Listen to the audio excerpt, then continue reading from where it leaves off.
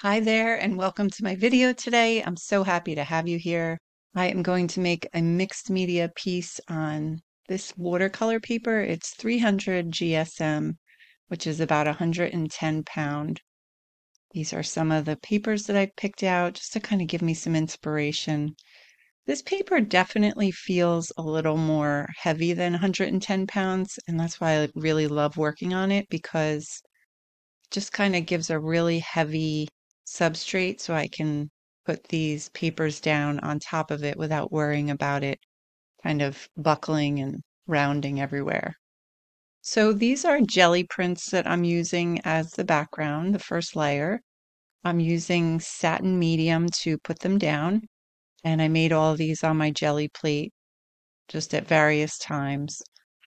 I like starting with a little paper because it kind of just gives me a little bit of a palette to start with, but also it gets rid of that white page that can kind of be frustrating to overcome in the beginning. So these are just random papers that I picked. That's how I kind of start any project. I just look at my papers that I have and see what inspires me. And then I'm going to be putting on some paint for the next layer. So I'm using the light olive green, which is one of my faves lately. And I'm also using burnt umber. I usually use raw umber, but I wanted to try something else today. So this is kind of a little bit of a grungy green that it created when I mixed the two of them. I definitely had some fall vibes in my mind when I was thinking about painting and what I was going to create next, because it is almost the close of summer here and I'm really looking forward to that fall weather. So kind of influenced my palette for today.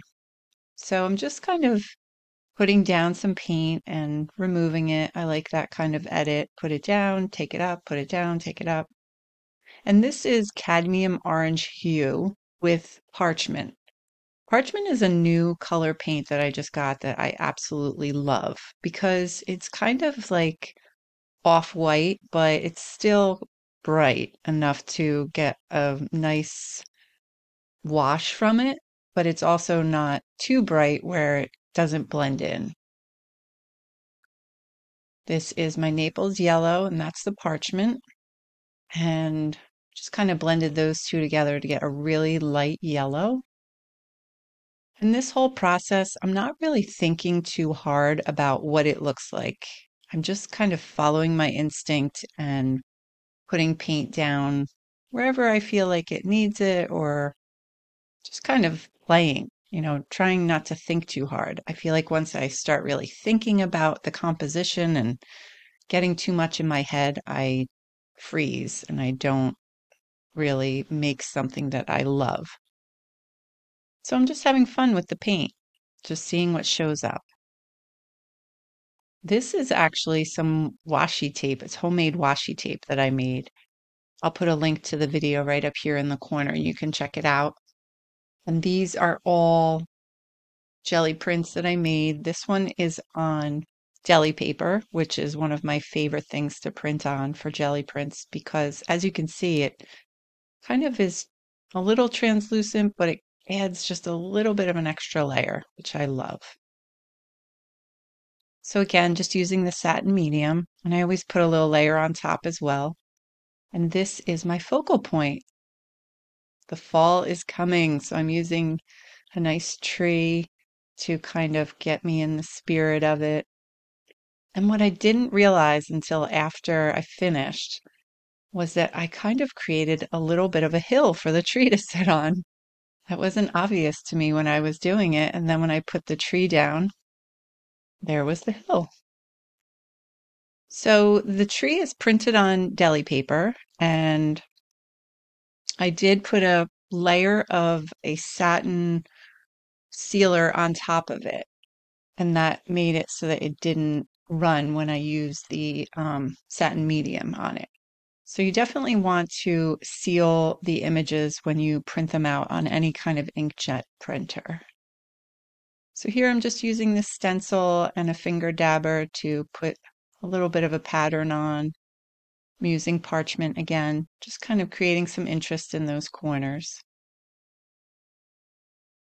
I really love these little finger dabbers. You can do so much with them. Create shapes, you can use them for stencils. They're just really useful.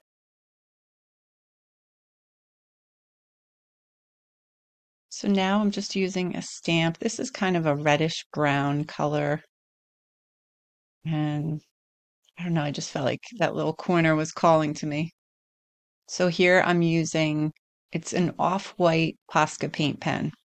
That seems to be the theme for this one. Not using that real bright white, but kind of just a shade more yellow or just toned down. Sometimes I feel like white is a little too bright. So I'm just adding some interest. This is one of my favorite parts, using the paint pens or any kind of markers to make some marks to bring the eye around the piece rather than just focusing on the middle.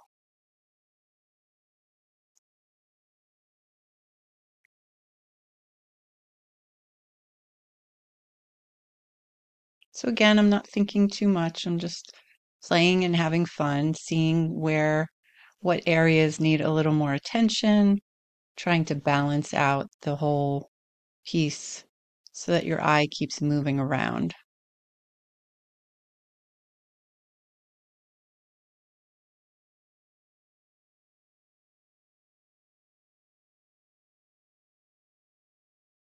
I think one of the most productive things I do as an artist is also to step away sometimes and come back to look at things with fresh eyes. Because once I sit with it for too long, I sometimes get in my own way. So it's nice to kind of take a break and come back and then look at it again and see what is something maybe I didn't see before.